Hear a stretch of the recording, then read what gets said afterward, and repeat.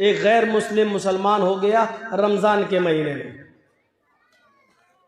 आज 20वां रोजा है और आज वो मुसलमान हो रहा है, तो अब वो कितने रोजे रखेगा? सिर्फ रोजे तो 10 बचे हैं और 29 का चांद हो गया तो 9 ही रोजे बचे हैं। और इस्लाम वो आज ला रहा है और रोजे तो हर मुसलमान पर एक महीने के, रमजान के पूरे महीने के रोजे फर्ज हैं, तो अब वो कितना रोजा रखेगा? शरीयत क्या कहती है? शरीयत ये कहती है कि वो 20वें रोजे को अगर इस्लाम कबूल करता है तो 20वें रोजे के बाद से ही उसके ऊपर रोजा फर्ज हो जाता है और जितने रोजे उसको मिलेंगे उतने वो रखेगा। अब सवाल ये पैदा होता है, 20 रोजे जो उसके छूटे हैं, क्या वो ईद के बाद पूरे करेगा? नहीं करेगा। क्यों नहीं करेगा? दलील क्या है? भाई अहले हदीस हो तो दलील तो चाहिए ना। अब वो 20 रोजे के बाद जितने मिलेंगे वो रखेगा, पहले के नहीं। क्यों? क्योंकि पहले उस पर रोजे फर्ज थे ही नहीं। इस्लाम तो वो अभी लाया है, मुसलमान तो वो आज हुआ है। आज से पहले उस पर रोजे फर्ज थे ही नहीं, फर्ज आज हुए हैं, तो जितने मिलेंगे उतने रोजे रखेगा। एक और मसला याद रखिएगा, एक गैर मुस्लिम अभी मुसलमान हुआ है 20वें रोजे को और टाइम है 5 बजे का, शाम को 5 बज रहा है और अभी इस्लाम लाया है, अशहदु अल्ला इलाहा इल्लल्लाह व अन्ना मुहम्मदर रसूलुल्लाह, इस्लाम ले आया, कलमा पढ़ लिया, 5 बजे से ही उसके ऊपर रोजा फर्ज हो गया। सुन लीजिए, अब 5 बज रहे हैं, अभी इस्लाम लाया है, 5 बजे से ही उसके ऊपर रोजा फर्ज है। यहीं पर वो नियत करेगा मैं रोजे से हूं। अब यहां से रोजा है वो, और आपके यहां रोजा इफ्तार हो रहा है मान लीजिए 6 बजे, तो बस 1 ही घंटे के बाद वो रोजा इफ्तार करेगा और उसका ये एक रोजा माना जाएगा। 5 बजे अगर इस्लाम लाया है तो 5 बजे से ही उसके ऊपर रोजा फर्ज हो गया है, और जब इफ्तार का वक्त होता तब वो इफ्तार कर लेगा, उसका ये एक रोजा माना जाएगा।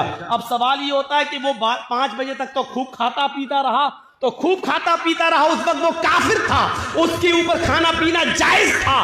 5 बजे से पहले वो मुसलमान था ही नहीं, इसलिए रोजा नहीं था। 5 बजे इस्लाम लाता है, 5 बजे मुसलमान होता है, इसलिए रोजे के अहकाम 5 बजे से ही उसके ऊपर लागू होंगे। 5 बजे से पहले उसको जो खिलाया पिलाया गया ये अल्लाह की रहमत और मेहरबानी में शामिल कर लिया जाएगा।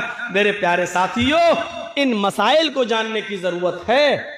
जहां इस्लाम ने एहतराम इंसानियत बताई है, वहीं इस्लाम के अंदर एहतराम मुस्लिम भी बताया गया है।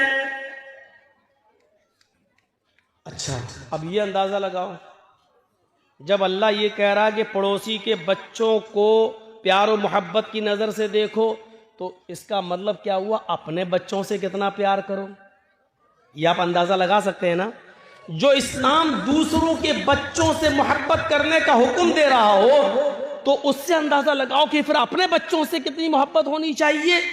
जो इस्लाम पूरी इंसानियत के साथ अच्छा सलूक करने का हुक्म दे रहा हो, तो फिर मुसलमानों के साथ अच्छा सलूक करने का उसमें कितना हुक्म होगा।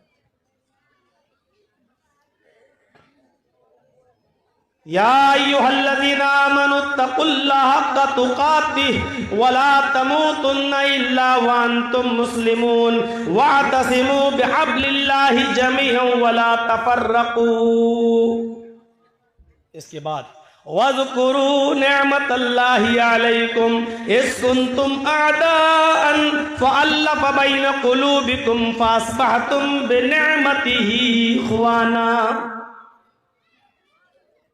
याद करो, आए मुसलमानों, याद करो उस दिन को, उस दौर को याद करो।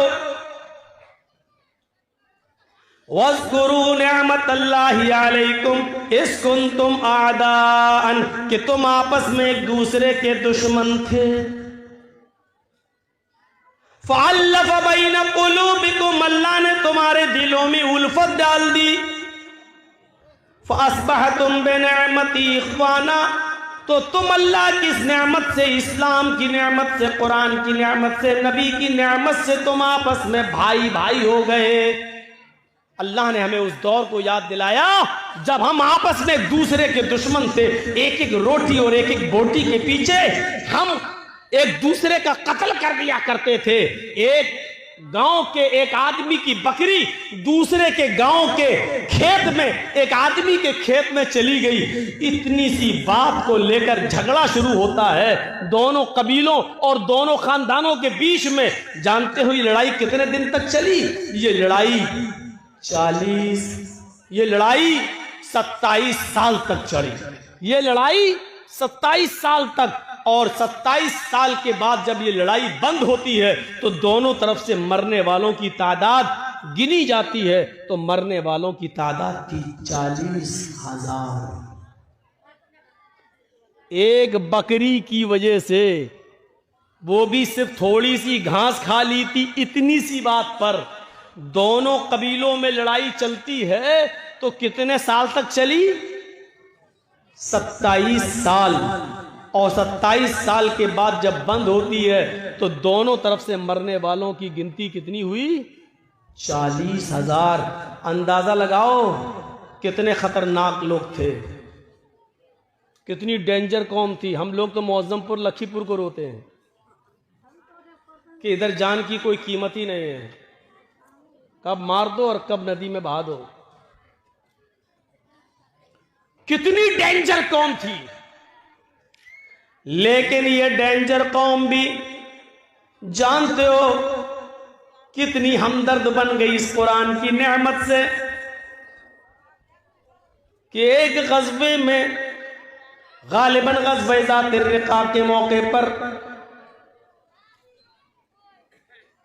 सहाबा जंग लड़ते लड़ते जख्मी हो जाते हैं। कोई इस झाड़ी के नीचे, कोई उस झाड़ी के पास, कोई उस पहाड़ी के पास। एक सहाबी पानी लेकर घूम रहे हैं कि कोई जख्मी मिले उसको पानी पिलाऊं। उसकी नजर झाड़ी के किनारे पड़े हुए सहाबी के ऊपर पड़ती है जो जख्मों से चूर रहे और चीख रहे हैं, पानी पानी। ये सहाबी उसके पास पहुंचते हैं, उनको उठाते हैं, सर पकड़कर अपनी रान के ऊपर रखते हैं, उनको पानी का गिलास उनके मुंह में रखते हैं, देते हैं कि पानी पियो। जैसी पानी का गिलास उनके होठों तक जाता है, अभी वो पीते नहीं कि दूसरी झाड़ी से आवाज आती है, पानी, काश मुझे भी